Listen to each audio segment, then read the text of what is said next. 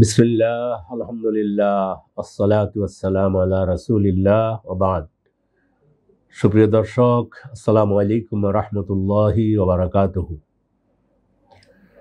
প্রায় 2 মাস পর আপনাদের সামনে এসেছি। অসুস্থ ছিলাম, দোয়া করেছেন, আল্লাহ এখন কিছুটা সুস্থ করেছেন। দর্শক, আজকে আমাদের আলোচনার বিষয় হচ্ছে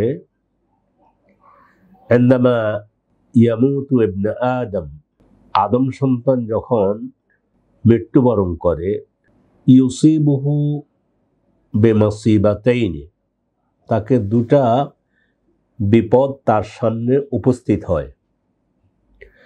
আল মাসিবাতুল উলা, প্রথম মুসিবত, আন্নাহু ইয়াতরুকু মালাহু কুল্লাহু, জীবনে যত সম্পদ অর্জন করেছে সব সম্পদ রেখে যায়।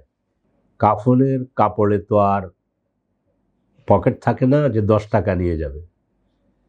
ইয়াতরুকু মালাহু কুল্লাহ, তার সব সম্পদ সে রেখে যায়। আল মুসিবাতু সানিয়া, দ্বিতীয় মুসিবত, বিপদ, আন্নাহু ইউসআলু আন মালিহি কুল্লি, সে তার সমস্ত সম্পদের হিসেব কিয়ামতের দিন তাকেই দিতে হবে।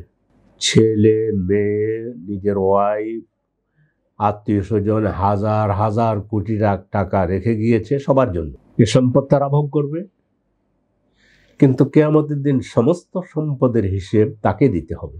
দর্শক, আজকে আলোচনা দীর্ঘায়িত করব না, শুধু এটাই বলবো, কথার কথায় ধরুন, এস আলম সাহেব তিনি হাজার হাজার কোটি টাকা দেশ থেকে পাচার করে নিয়ে চলে গেছেন। তিনি এখন দেশের বাইরে আছেন, মা মারা গিয়েছে, মায়ের জানাজাতেও আসতে পারেনি, কত বড় দুঃখ।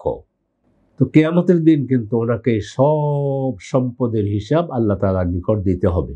আরেক হাদিসে এসেছে, রাসূল সাল্লাল্লাহু আলাইহি ওয়াসাল্লামের হাদিস, তিনি বলেছেন যে কিয়ামতের দিন আদম সন্তান 4টি প্রশ্নের উত্তর দেয়া ব্যতীত তার দুটো পা নাড়াতে পারবে না। তন্মধ্যে ওয়ান মালিহি মিন আইনা ইকতাসাবাহু ওয়া ফিমা আনফাকা, তার সম্পদ কোত্থেকে উপার্জন করেছে, কোথায় ব্যয় করেছে, এই প্রশ্নের উত্তর দিতেই হবে। আসুন, অন্যের দুনিয়ার জন্য নিজের আখিরাত যেন বরবাদ না হয়। দর্শক, এটুকু বলেই আজকের মতো আলোচনা এখানে শেষ করছি। হাযা ওয়া সাল্লাল্লাহু ওয়া সাল্লামা আলা নাবিয়্যিনা মুহাম্মদ ওয়া আলা আলিহি ওয়া সাহবিহি আজমাইন। আল্লাহ আমার রাত, এই রবি আমার সব, দমে দমে তনু মনে তারি অনুভব।